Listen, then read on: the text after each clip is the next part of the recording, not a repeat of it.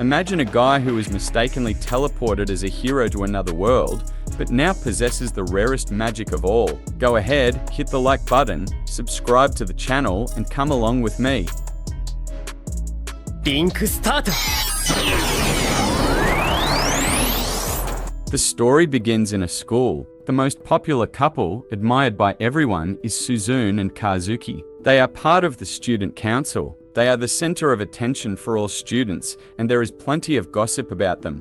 This is how we meet Usato, our dear protagonist. He is the exact opposite of the popular couple, a bland and completely ordinary high school student. The most exciting things that happen to him are always very simple. Despite not minding this, deep down, he still hopes to experience something very exciting and fantastic. At the end of the class, when everyone is leaving, it starts raining. Usato is one of the last to leave and realizes that someone took his umbrella. He sees another one nearby but decides not to take it, wanting to avoid problems in the future. He then decides to wait for the rain to stop, but hours pass and the rain never stops. Suzune appears and is surprised to see Usato still there. She asks what he is still doing, and he tries to explain but feels a bit awkward talking to the most popular girl in school. He attempts to leave in a hurry, but Suzune says that sending a student into the rain would harm the student council. Then Kazuki appears and decides to lend Usato his spare umbrella. Usato is surprised that Kazuki knows his name, considering how popular he is in the same class. Usato sees that Kazuki and Suzune are genuinely nice, just like Suzune. They are friendly with him and decide to call him by his first name, which makes him happy and surprised. Suzune mentions that it must be fate for them to meet like this, and they walk home together. For a moment, Usato feels special going home with the two most popular students. Others would surely be envious. He thought Kazuki wouldn't be so friendly since he only talks to the girls in his class, but Kazuki explains that they approach him. He also thought Suzune would be less approachable, despite being one of the top students. She mentions that she is just an ordinary third-year student. Usato asks if they are really dating since everyone talks about it, but it's just a rumor because they are always together. They are just good friends.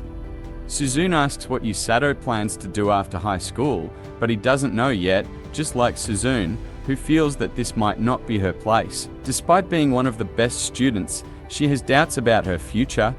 Suddenly, something strange happens on the way. Kazuki and Suzune start hearing bells ringing, but Usato hears nothing and approaches them to understand. At that moment, a golden portal appears at their feet. Kazuki wonders if they ended up in the middle of a filming. Still, Usato suggests it's one of those isekai portals, making Suzune intensely excited, asking if they can meet heroes, monsters, and magic in the world they're going to. Usato is surprised to learn that Suzune is into that. Yes, Suzune is a disguised otaku. Everything turns white, and the three wake up in a medieval world in front of a king. Suzune is extremely excited. It's indeed everything she wanted. The king then speaks, friendly, and appeals to the three. He introduces himself as Lloyd Vulgast Linger, the king, saying they were summoned to be the heroes there. Suzune becomes even more excited, breaking Usato's previous perception of her. The king continues, explaining that 2 years ago, they were attacked by the Demon King. Oh, what a surprise! They managed to repel his army, but they are increasing their power. So they resorted to the last forbidden measure, summoning heroes from another world. Kazuki is furious, questioning how they can do that without their consent. He demands to be sent back, but the king says it's impossible. The summoning magic only works in one direction. Kazuki continues to be angry, pointing out they have families, just like Suzune and Usato, and questions how they expect them to accept this. Usato calms him down. The king then kneels before them, promising to find a way to send them back, begging for their help until then. Welsi explains how the magic works, automatically selecting highly talented individuals for the summoning, and asks if they heard bells ringing, indicating they are great heroes. It makes sense to them, but Usato didn't hear anything. Was he unintentionally involved in all of this? Later, Welsi takes them to a room to determine their magic types using a crystal sphere. Kazuki asks if it's okay for Usato,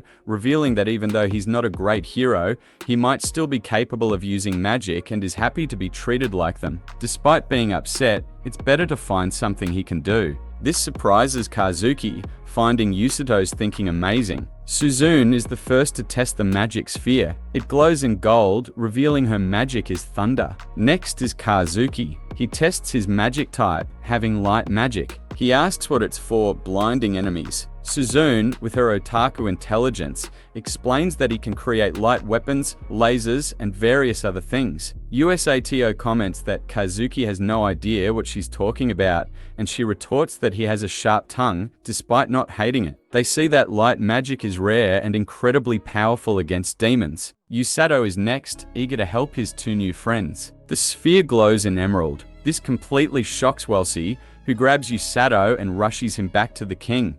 Arriving there, Welsi explains that she measured everyone's magic, but when she measured Usato's, there was a big surprise. The king smiles, asking if he has shadow magic. Welsi says the sphere turned green, which immediately alarms the king. Welsi tries to say that Usato has an extremely rare affinity, but the king orders her not even to say the name. The king asks to take him to the safest place possible. Usato is confused, asking if his magic is such a problem and if there's anyone else with the same type. The king replies that there is, but he definitely shouldn't meet her. Someone arrives, a remarkably strong woman with long green hair. She asks how the summoning ritual went and if the heroes reached their target. Facing Usato, she asks if he is one of the heroes, but the king immediately says he's just a boy brought by mistake, extremely ordinary.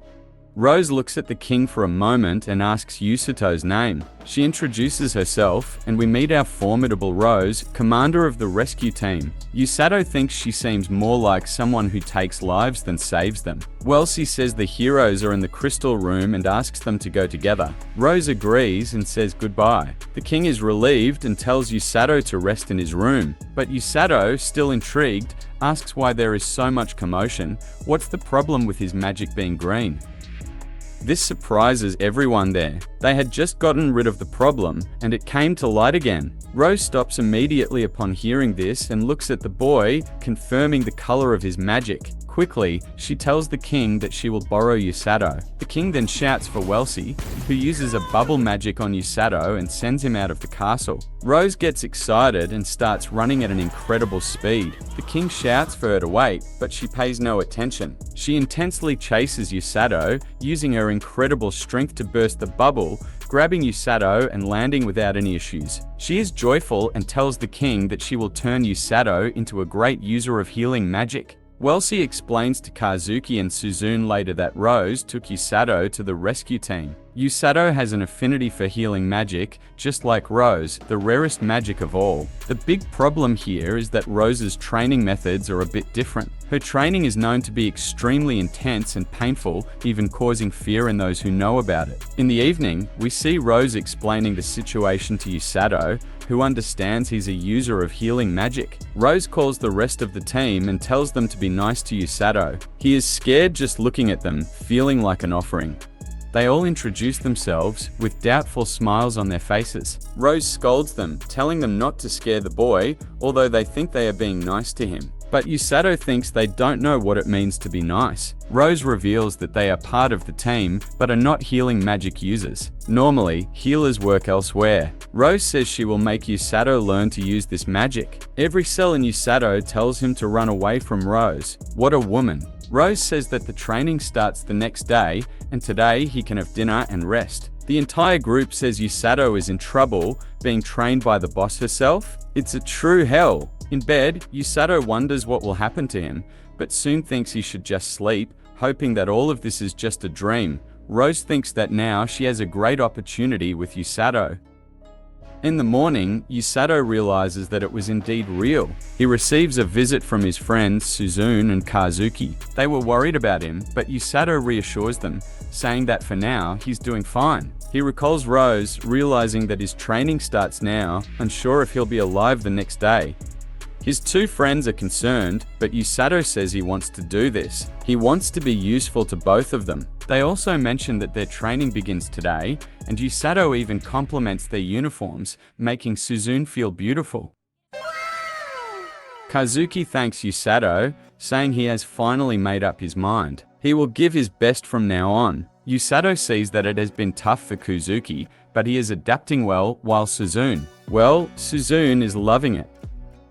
Rose appears, terrifying Usato. Rose clarifies that it's not a prison, and Usato is free to do whatever he wants, except when he's training. So, his training finally begins. At first, it seems easy. Rose just asks him to feel the mana within him. Then she gives him a book about the history and characteristics of that world. Usato doubts he can read the language, but Rose says heroes automatically receive the translation magic. The first day is easy. On the second day, Usato runs intensely for hours until he's out of breath. This continues for 3 days. He runs until he gets a terrible cramp. Rose appears and asks why he's stopped. Usato complains about his legs, but Rose slaps them. As he writhes in pain, he realizes there's no actual pain. Rose had healed his muscles. She orders him to run again as if his life depended on it. Usato curses Rose in various ways, but in his mind. On the 4th day, he starts training with other team members, but is still far behind them. On the 5th and 6th days, he runs all day. He falls into the mud, and as his muscles ache, he involuntarily starts using healing magic. On the 7th day, more running. Rose finds him very slow and starts getting irritated, so she increases the difficulty. 8th and 9th days, more running under Rose's stern supervision. Usato is thrown into the air several times and ends up using magic without realizing it, healing all his injuries. 10th day, and now Usato can heal himself whenever he wants, even curing his fatigue. In other words, he can now heal his fatigue. Rose orders him to run 30 more laps. The next day, he trains with push-ups until nearly 1,000, healing his body when tired, regaining all his vigor. Rose says he trains his body like this so he can run as fast as possible on the battlefield, running to heal his allies. Rose increases the difficulty of his training. At lunch, he sees his food gone while in the bathroom. His colleague says someone left it there because they didn't want it, so he ate it all.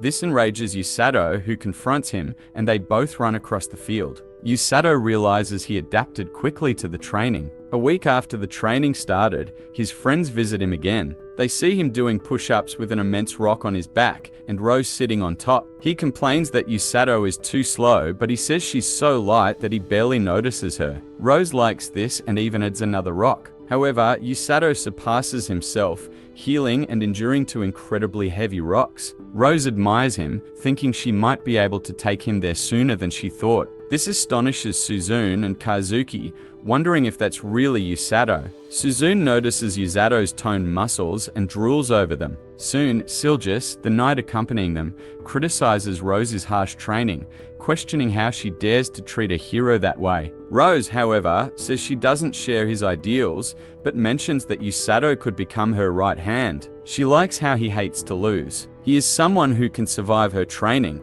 Usato realizes his attempt to irritate her had the opposite effect. Rose tells Usato to rest, and the knight asks them to take care of the princess, accompanying them while he discusses kingdom matters with Rose. Later, Usato talks to his friends, realizing they were training in swordsmanship with that knight. Usato hadn't noticed that the other girl was the princess. They enjoy a pie brought by her, and Kazuki asks Usato if he finds this training too strenuous, but he replies that today feels lighter. Kazuki mentions their strict training but emphasizes that, despite everything, they care about their health, unlike Rose. Suzune, with her sharp eyes, sees Usato's developed muscles and quickly lifts his shirt, asking if she can take a peek and touch them a bit. Suzune's spirit is quite entertaining. Usato, all embarrassed, tries to change the subject, saying Kazuki had something to say. Kazuki then asks if all this isn't too painful for him. However, Usato says it's okay. It's not that bad. Despite the tough training, they are all nice and they have a lot of fun. His magic is healing, and he wants to help both of them. Suzune then asks if he will save her when she's in trouble. Will they become a romantic pair? She's starting to like them together. At that moment, his colleague brings his lunch, which angers Usato, still holding a grudge from the last time his lunch was eaten. The two start fighting, worrying the princess. Still, Kazuki sees that everything is fine. It's just a typical day for Usato. This leaves Kazuki uneasy, looking forward to returning to training, and they head back to the castle. Suzune says she's sure the three of them have some connection, and she likes that a lot. At night, Usato takes a bath and remembers his friends, shivering when he recalls Suzune. But she's right. His body is developing very quickly. He wonders if he has the mindset that matches this body, if he can really save everyone in need with his magic. The next day, Rose decides to take Usato outside. The day has finally come, the day Usato will fight against the wilderness. Rose tells him to return only after hunting a big beast. Usato disagrees entirely. He only ran all this time and didn't learn to fight. But Rose gets irritated and simply throws him away. Usato will end up dying if he lands like this. He even foresees the news after it. However, he refuses to perish there, so he starts using his healing even in free fall, using his arms and legs to land, healing them immediately. He begins to think about the monstrous bear that Rose asked him to bring and starts to believe it might not be a big deal. That's when one appears right there. He gets scared and runs for his life, but he still thinks Rose is much worse than the bear, so he turns around, ready to face it. But then 2 more blue bears appear. This is just unfair. He runs as fast as he can and hears the sound of a waterfall. He goes all in and jumps. This makes the bears give up on him. Later, he hangs his wet clothes, checks his bag, eats something, and prepares for the next day. He searches for traces of the bears, and there, a small injured rabbit appears. He helps the animal. He finds it very cute but continues his search. The rabbit follows him. Usato tries to warn it that he's hunting big monsters, but the rabbit seems to understand and sniffs the smell of the bears. Usato follows it and reaches the bear's den, seeing that they are a family. He even forgets how monstrous they are and finds them cute. He observes their movements for a few days using markings on a tree. While gathering some supplies, he watches the bear's routine. At a certain moment, he comes across a giant snake, feeling a massive tremor throughout his body just by looking at it. He realizes that thing is terribly deadly on various levels, so he stays hidden and decides not to attract attention. He returns to his daily observation of his prey, but an uneasiness fills Usato's heart, and he can't exactly distinguish what it is. However, he decides to continue observing the bears for a longer time. He ends up liking what he sees. Seeing the bears as a family is a beautiful and cute thing, but he still needs to bring one of them back to Rose, so he decides to attack the next day. In the morning, he prepares to go to his goal, but the rabbit tries to stop him by pulling his boot. Usato insists, but soon gives in and decides to wait for the rain to pass in this case. The rain finally stops, so he sets out in search of his goal. But when he arrives, the bears were already killed. He sees that those bites must be from that giant snake. It wasn't done for food. It was done for fun. The snake killed them just because. Usato hears a noise and sees the bear cub hiding. Usato hates losing, so he doesn't like losing to Rose. And he doesn't like when all his determination is thrown in the trash. But there's something beyond that. He doesn't accept this scene before him in any way. Usato decides to avenge the bears.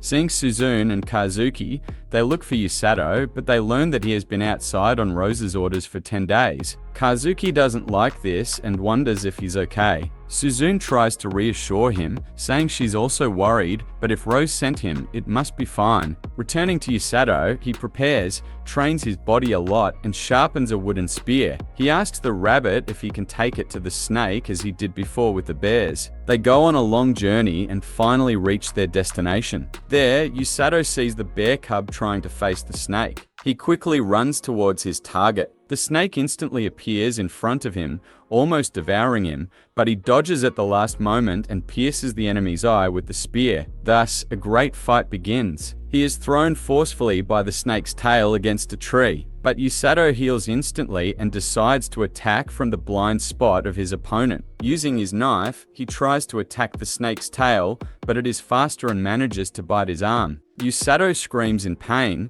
but it's the arm he held the knife in. He heals and hurts the snake from the inside, making it finally release him. However, Usato begins to feel dizzy. That snake was venomous.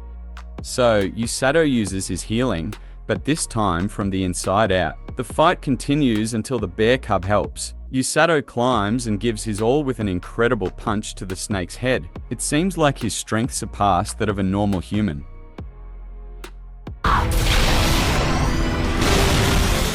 He pierces the snake even more with the spear. It struggles to get rid of Usato, but finally, it stops. Usato wins. He is tired, falls to the ground from exhaustion. He used all his mana to heal the poison, so the bite on his arm is still open. The bear cub approaches him amicably, but at that moment, the snake rises. Usato can't believe his eyes. He can't get up anymore, so he thinks of his friends. Can't he help them anymore? The giant snake is furious and attacks Usato with everything. Usato remembers Rose and blames her for all of this, but at that moment, she appears and finishes off the snake. Wow, I have to say, this gave me chills. She appears there, saying that the snake should have died with Usato's last blow. He wonders how she appeared there. Then we see that the little rabbit was Rose's pet all along and informed her about Usato and the snake. The rabbit pretended to be hurt to gain Usato's trust. Rose reveals that she has always been nearby in case something happened to him, but would intervene as little as possible. In fact, she never thought Usato could defeat the original target, the giant bear. She wanted him to gain experience fighting something stronger than him, but now he practically defeated something much stronger than the giant bear. A Demon King snake. Not even an entire army could defeat that. Rose is impressed with Usato and sees that he is very similar to her. The little bear cub has become attached to Usato, so Rose decides to take it too. Usato rides on the bear's back, and Rose picks them up with a single hand. But then, she says she heard him saying certain things. Wild, violent woman, ogress? It seems Usato won't sleep tonight. Rose takes them back to the precipice from before and congratulates Usato for qualifying. None of the other two healing magic users achieved this. Despite lacking some basic things, he proved he can stand by Rose's side on the battlefield. Strength, physical endurance, and a strong mind. He can be proud. She says that at this rate, they might be able to fight together soon. The Demon King's army is about to attack. So, let's go to Amila Vergrit, commander of the Third Army of the Demon King. Her troops are ready to attack the kingdom. This anime, despite being generic, is bringing some different elements from the famous Glitch S where everyone is trash. This video has come to an end. Don't forget to leave a like and subscribe to the channel to see the next videos. See you soon, until next time.